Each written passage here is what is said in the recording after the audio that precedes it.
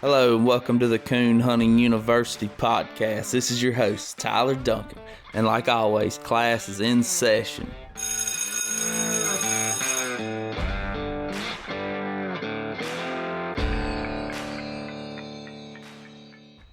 Hey y'all, so Coon Hunting University is brought to you by Superior Light Company, best lights in the business. If you don't believe me, go check them out, nighthunters.com. Use coupon code CHU podcast at checkout and receive almost $20 off Hellcat Max. But that code is good for any Superior Light on that website and the battery tester, which works with the Hellcat Max. So go over there and check them out. So today we'll be doing something a little different on the Coon Hunting U. I'm joined by Chance Parker, whom you heard in episode number 2. And the boys from Between the Tines Outdoor Podcast, Rick Baham and Dustin Wascom. I had an absolute blast recording this with these guys. If you haven't already, go check out their podcast, Between the Tines. It's awesome, and it's really extremely popular. About 20 times as popular as Coon Hunting University. So normally here at the old schoolhouse, it's all business. But today, you're going to hear us cut up a little bit, but at the same time, having a real discussion about bridging the gap between coon hunters and other outdoorsmen. Hope y'all enjoy it. So y'all sit back, and here it is. Coon Hunting University collab with Between the Tines Outdoors. So I got Chance Parker here with me. He's sitting in the studio. We're sitting here, and we got the Between the Tines podcast guys on here, which are Ricky and Dustin. How y'all doing? So Ricky and Dustin, one at a time. Could y'all please tell me a little bit about yourselves? Tell the listeners. All right, I'm 43 years old, pretty much a lifetime outdoorsman. Grew up small game hunting mostly because in our area we didn't have a lot of deer when I was a kid growing up. Did pretty much every kind of hunting you can imagine: rabbit hunting, squirrel hunting, coon hunting, duck hunting, deer hunting. Pretty much whatever season there was, we did it growing up. And, at different times I've been more serious about some things than others. I was a diehard coon hunter when I was a younger man in my late teens and early 20s and mid-20s. I coon hunted a lot, probably 5-6 nights a week.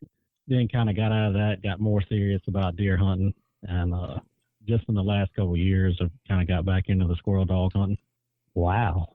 So, I mean, that's a little bit about me. That's a lot. No, that's good. One thing about us, we will kind of cut up a little bit. Y'all get ready. Yeah, we good. Oh, don't worry. All right, y'all ready?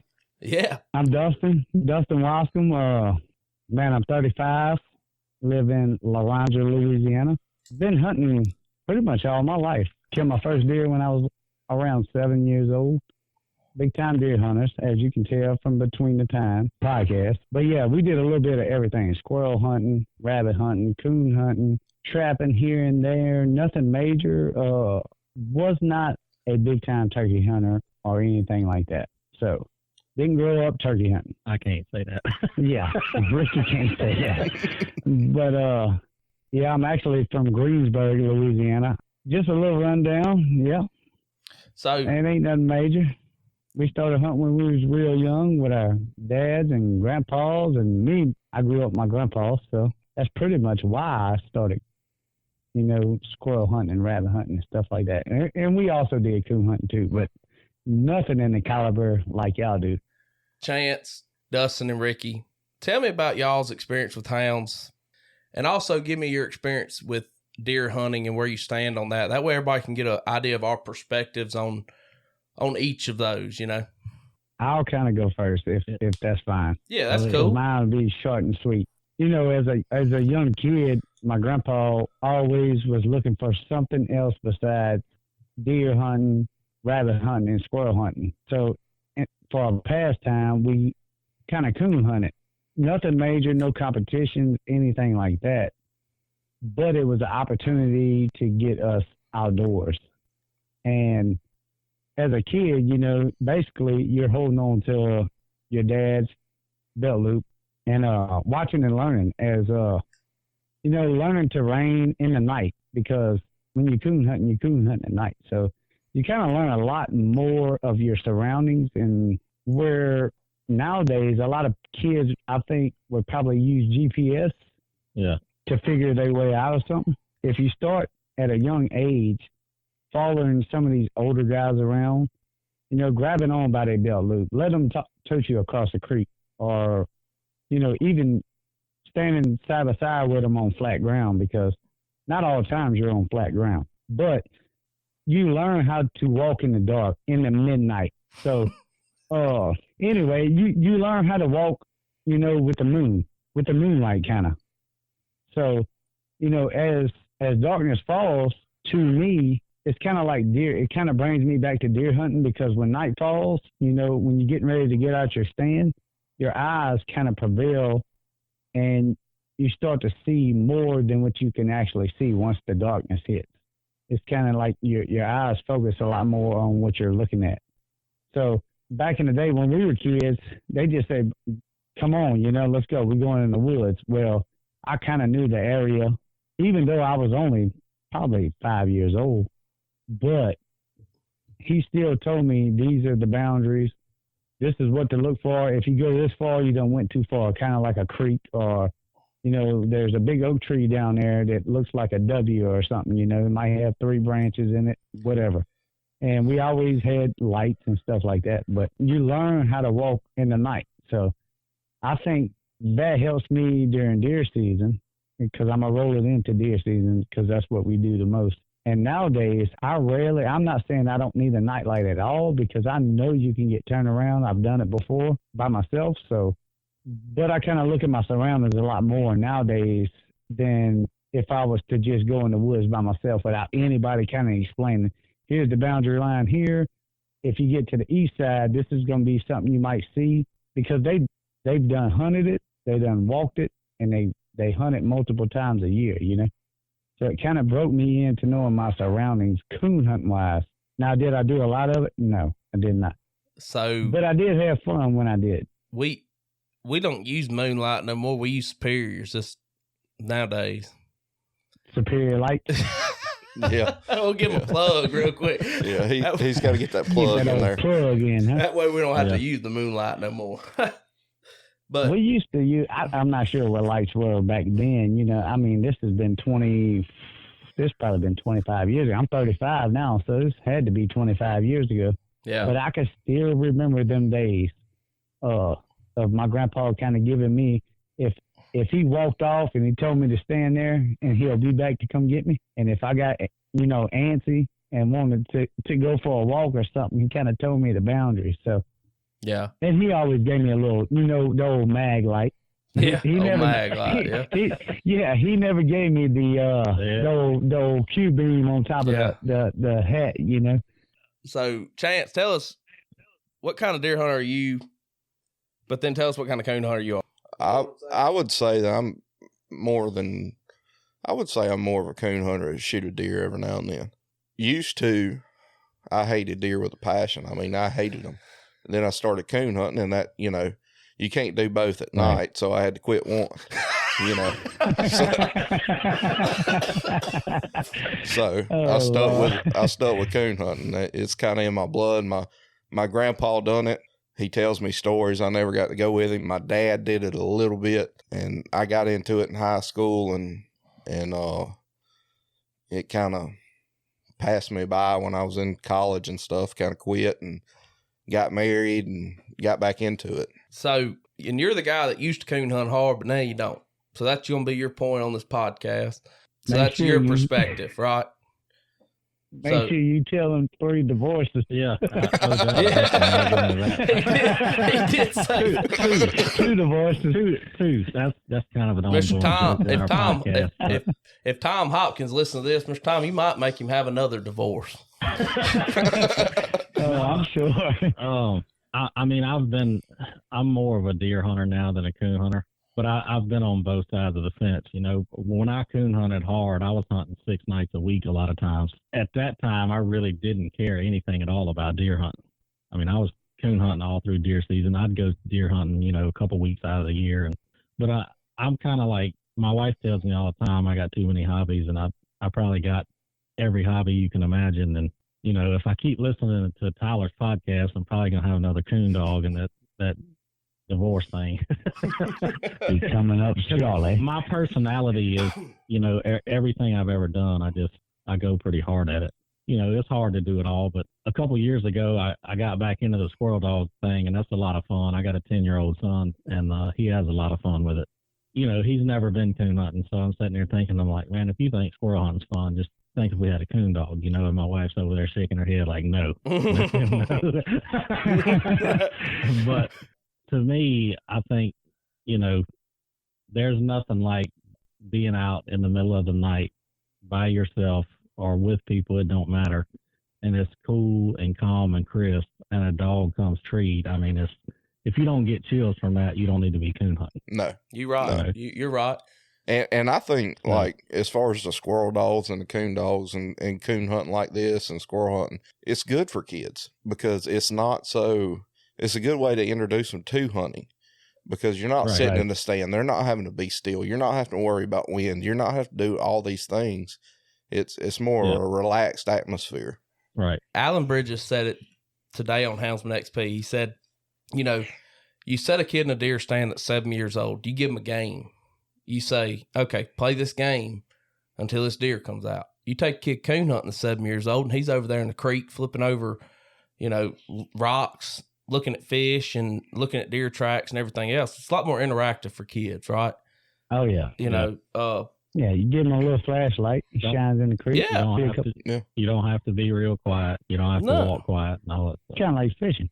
It is. It's like fishing, or squirrel hunting, same way. I ain't never been duck hunting, so I wouldn't know about that. But it's kind of like fishing. You can sit there, cut up a little bit, and when the dog trees, it's time to go. That's right. So kind of like when the fish are biting. Yeah. You better have your hook in the water. You're right. So, Dustin, since you're the one of us that probably has the least amount of experience with coon hunting, tell me what you think about it nowadays. Do you ever think about people that coon hunt prior to us talking about doing this podcast, and what does that bring to your mind in the present day's time, not necessarily back in the day? So in today's time, I think coon hunting should be more than what it is nowadays, even though I'm a big time deer hunter. My perspective on the whole situation is if you get on any type of social media and people have tons of coons on there, the feeders, they have tons of coons in the deer box stand, the old box stands they build, just tearing feeders up, eating all their corn. I think it's an issue, and we just brought this up with a buddy of mine not too long ago. I think there's a time for coon hunters to come in. If anybody knows a coon hunter, I think it would be a good time to have a coon hunter come through your property, whether it be private, whatever. Me specifically, I would want you to come through my property, right? Not necessarily during a good prime time deer season, but to come thin the coons out because of the feeders. It would be almost like I would pay you to come do it, just because I don't know a whole lot of people down here that do it anymore. I do know a few, but when you put that in a percentage, it's very small. Yeah. Yeah. It's very small. I mean, What do you say? Go ahead. No, I was just going to say, even you talk about just hunters in general and it's small. Right. And then you talk about hound hunters in general and it gets smaller. Then you talk about coon hunters in general and it gets even smaller. You know what I'm saying? Really, really small. I mean, yeah. So I think it's a good thing to if people want to coon hunt, nowadays people have a problem. Landowners have problems with you going fishing in a pond. When we were kids, all it took was a knock on the door, right? Make sure you clean your trash up, blah, blah, blah. Nowadays, people are so protective over their property and somebody getting hurt on their property. I feel like this is just me. I'm just thinking out the box kind of, because this is what I would do. I would get some type of paperwork saying, look, if the liability of something happening for me coon hunting would be on me. I think that would go a long ways with a landowner nowadays, just to say, let me go coon hunting, right? Because I think there's a lot more people out there that want people to coon hunt, but not a lot of people who coon hunt, or the people that owns the property don't know a lot of coon hunters. Yeah. Am I right about that, Ricky? Yeah, especially down here. Yeah. because man, we got so many coons, and it's just like bears in Louisiana too. You know, I can kind of relate to that. You know, Louisiana ain't putting nothing on the black bears, tearing deer feeders up. That costs people money, and you got to think about the feed. Yeah, you got to think about the feeder. You know what I mean? I wish I owned Vaseline or had a percentage in it, because that's what a lot of people put on the legs. Yeah, the legs are the feeders. But like I said, I think it would be good for somebody that, I hope somebody listens to this podcast and reaches out to others, because I think y'all's type of podcast would help a lot other people when it comes to deer hunting, as far as tearing the feeders down, eating all the corn, because it'd be 40 coons in one corn pile. I mean, that's outrageous. They could eat 40 pounds in one night. So let's not even worry about, let's talk about, you know, we got deer corn. We're talking about coons eating deer corn, but you know I'm passionate about it. Chance is passionate about it. Y'all two are passionate about it, but let's talk about turkeys. I mean, you know, coons are the number one. I mean, there's no doubt. I mean, it's proven. Number one. I mean, and I actually found a study from Missouri. It's saying to maintain a balance, 2.5 poults per hen must be produced in Missouri. So when the ratio drops below 2.5, a population is declined, indicating when it goes above 2.5, an increase. So nesting predators is a limiting factor in wild turkey population. Every study done, raccoons are the primary nest predator. So in 1998, there was 200,000 raccoon pelts sold. That was the most. Yeah. And the hen poult was 2.6, which is really good per hen. Okay. So in 2020, it was 1. And there was 24,652 pelts sold. But 2019, it was 0.9, and there was 22,562 pelts sold. So that's a direct correlation between pelts sold and poults born. And, I mean, I'm very passionate about that. I mean, I'm as passionate about turkey habitat, because that's a finicky creature, as I am about coon hunting. You know, that's 45 days out the year. I know Chance is the exact same way. Small season. Yeah, small season. I mean, they're finicky. You know, it's something that, if anything, if you're worried about turkeys, that's one thing, you know. Well, I listened to Dr. Mike Chamberlain. I don't know if y'all have heard of him, but I know exactly who you're talking about. I know. Yeah, and he was giving numbers out. He's done, you know, the predator surveys or whatever he done. I can't remember exactly, but if you kill a mature tom in South Mississippi, in Mississippi in general, you've done something. Because the statistics is 80% of your nest are gone. I mean, they're not going to be successful. And what is considered a successful hatch is one poult hatching out of a clutch of eggs. Just one. That's what's considered, you know, successful. Okay. Out of those one poults, you know, how many grow up to be a gobbler? I mean, you never know. You never know, and every nest matters. It's like 50-50. It's kind of like playing blackjack. Yeah. You know, 50 is going to be a hen, 50 is going to be a gobbler. There's certain places where you have good habitat, where you have 2-year-old cutover where that hen can nest, and usually those eggs are going to survive. But for the most part, especially in South Mississippi, you know, there's not that great of habitat. It's okay. You know, it's probably better in some places, but it's enough to get by. Sometimes it's enough to get by. Well, I'll tell you this. The DeSoto National, I know there ain't no coon there, but they ain't no turkeys neither. So I don't know what's going on over there. Well, there ain't no coon. I mean, I know the studies and what they show, and I know without a doubt a raccoon is a top predator. It is. For turkeys. Oh, there's no doubt. But everything under the sun eats a turkey or a turkey egg. I mean, and it's like they have no chances. Oh, no. And their chances are very, very limited. Yeah. And everything goes hand in hand. I mean, you got to have habitat. You got to control predators. You've got to do everything to make it successful. And It's very hard, very, very hard. It is, because nowadays it's busy. You live a busy life nowadays, so not too many people want to get out like y'all boys. You know, go coon hunting. I don't know how many nights y'all go out a week, but and we talk about that on our podcast. So many people being busy instead of just living a slower pace of life and just go and do what you want to do. You know, you want to go coon hunting, you want to go deer hunting, turkey hunting during the season. You know, it's just doing your part. Yeah, as an outdoorsman. Yeah, Tyler, you want to hear my take on the kind of what we just talked about? Yeah, I thought I did. My bad. I'm sorry if I left you out because I know you're a big time turkey hunter. No, I mean, and it's not just about the turkeys. You know, going back to the deer hunting for a second, I think it's a very bad misconception by a lot of deer hunters that actually believe that coon hounds are going to push deer off of their property. You know, and I think people are really uneducated when it comes to that. Sure, y'all seen this just as much as I have.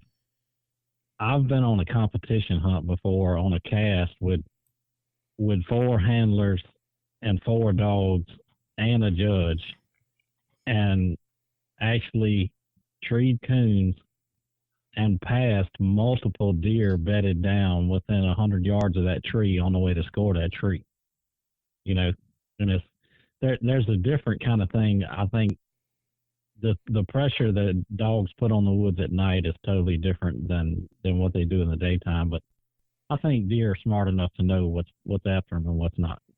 You know. Oh, 100% they know. You drop one of mine though, you about to get some deer up. I promise you that. He run a deer about 400 last night, fell off on a coon. So we know what we doing.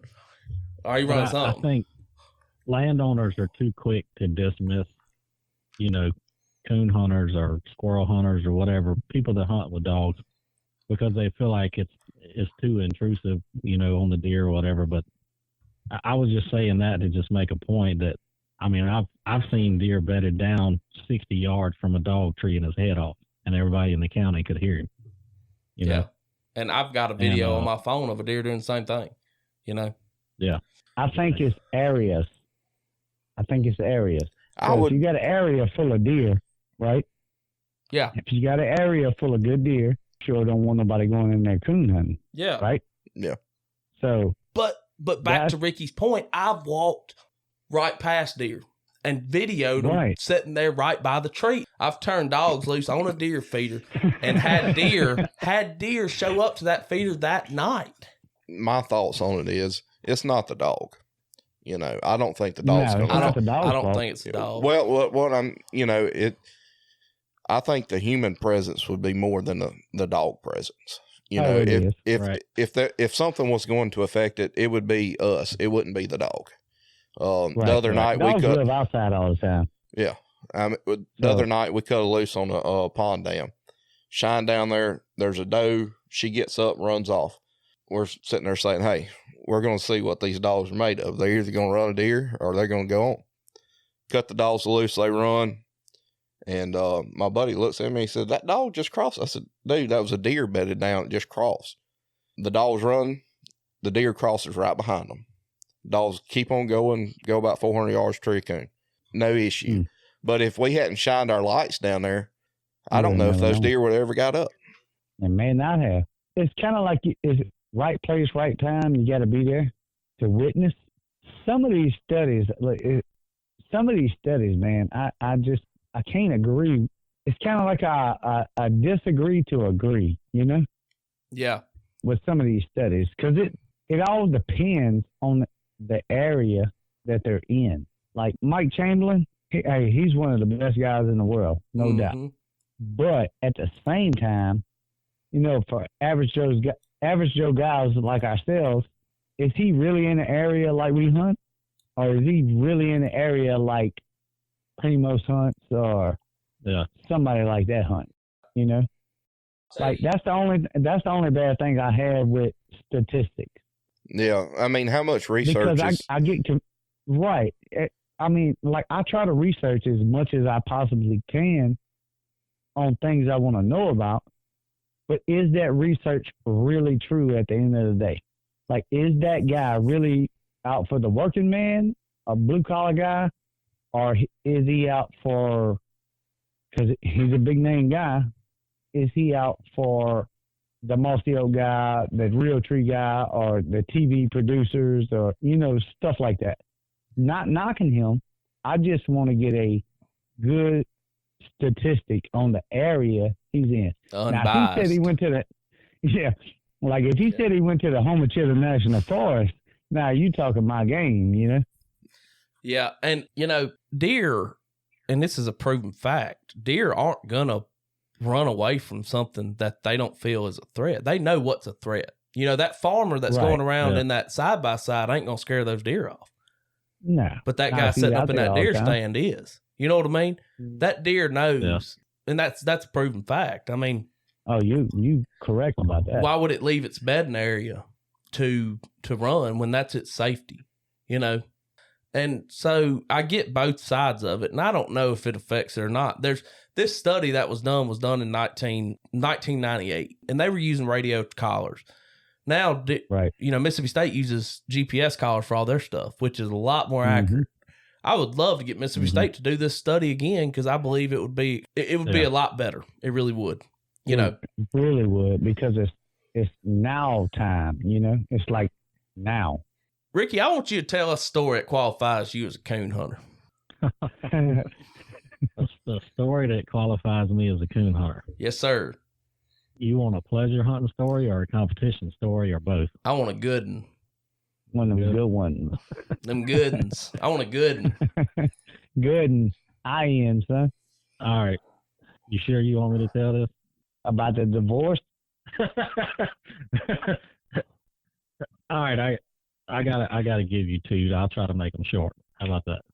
All right, so years ago, I had two hunting buddies that were from Washington Parish, and one of them hunted. He was a hardcore blue tick man. He had a blue dog that I think on the bottom side she went back to some of Mr. Jack Smith's dogs, but he also had a male blue dog. I can't remember what he was out of, but he had a brother, and his brother he liked walker dogs, but he never could find a good dog. Like every dog he bought slick treat. So the guy with the blue dogs, his name was Paul, and his brother was Jack. So one night we get ready to go hunting, and Jack shows up with his walker dog. Now this dog don't have papers. He don't know anything about the dog. All he knows is he bought him from a man that said he was a coon dog.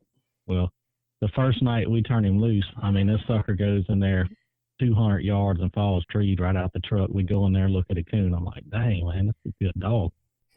So we turn him loose again. He goes, 400 or 500 yards, trees another coon. I'm like, dude, how much you pay for this dog? He's like, man, you ain't gonna believe it. He said, I paid $400 for this dog. I said, well, you stole it. So we turn him loose the third time. He goes in there 600-700 yards, trees in a big old tree. Coon was probably there, but we couldn't find him. So I get to looking. Like under the tree, there's blood all on the ground under the, like right where the dog's been treated. I'm like looking at the dog. I'm like, man, what the heck? And he cut himself on something, So I couldn't find nothing on him. I said, dude, there's blood all over right here. I said, I don't know if the coon went up, was bleeding right here or what.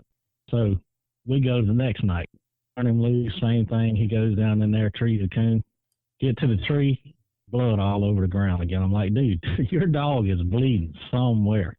So we turn him loose again. He goes down there, makes another tree. Well, when we get to that second tree on the second night, I don't know what this dog was doing. This dog was treeing so hard, and you can edit this out if you want to, but that dog was slapping his on this tree as hard as he could when he was treeing. It's where he was bleeding every time he treed a coon.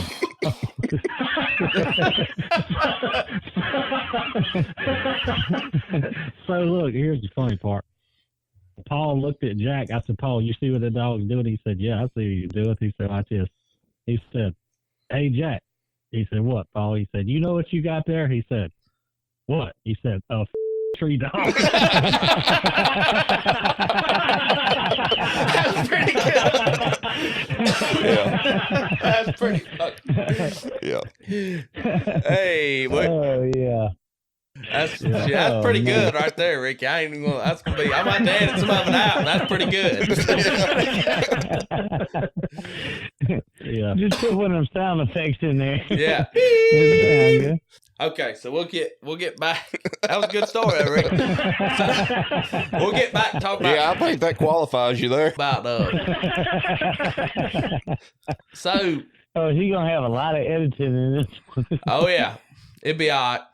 So, why do y'all believe is the reason that deer and turkey hunters really have such a bad taste in their mouth towards coon hunters? You know, what's the main reason from your perspective?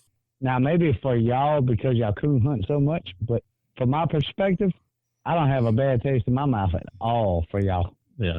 And I wish more people like y'all would branch out a little bit, like for these management areas, private properties, depending on the time, though.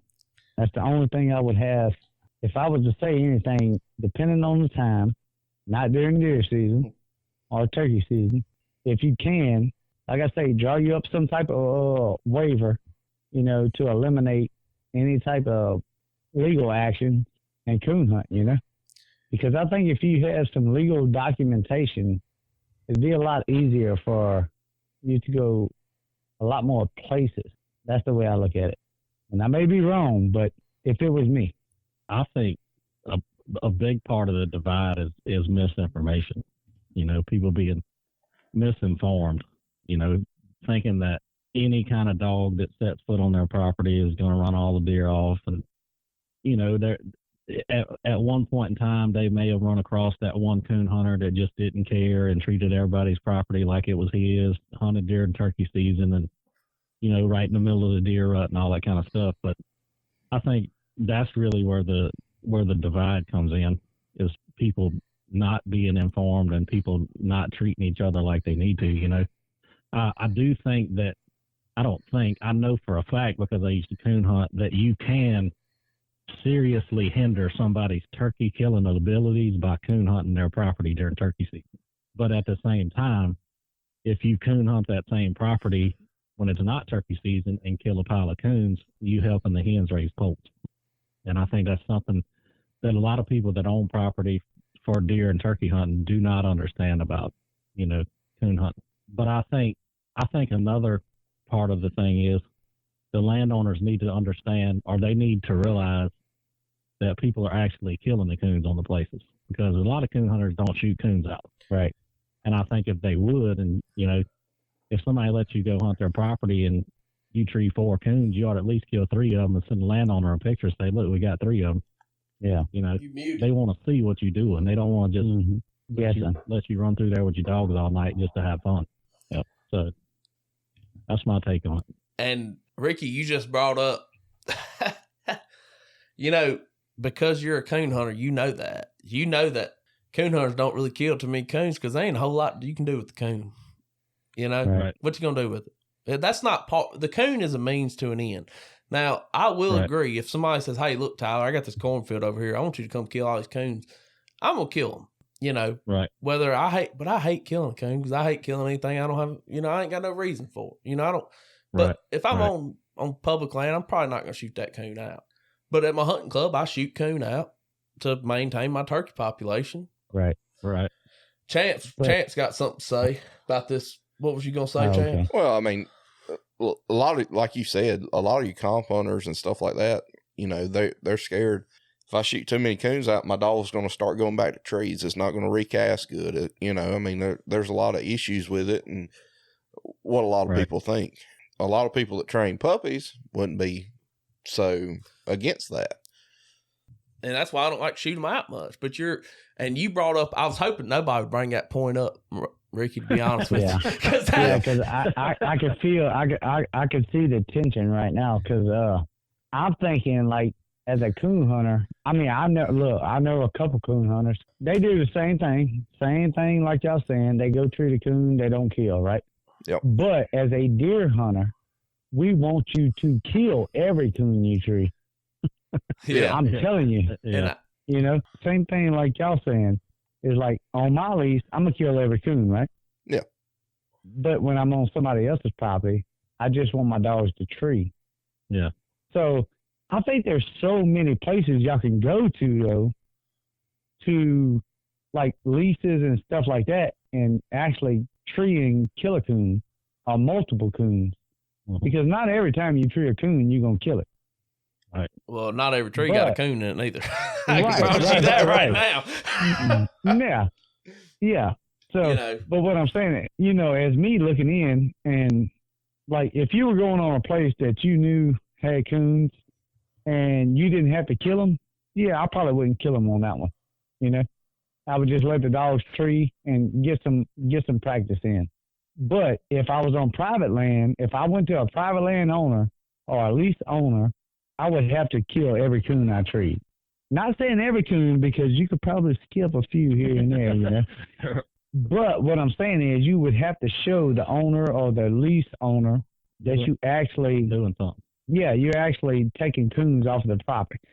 Which brings me back to the deer feeders and all that, And plus the turkey population, because like y'all said, I think the coon hunters and landowners, deer hunters, turkey hunters, I think everybody knows this, but I think coon hunters, just for whatever reason, it's hard for them to make themselves act on it.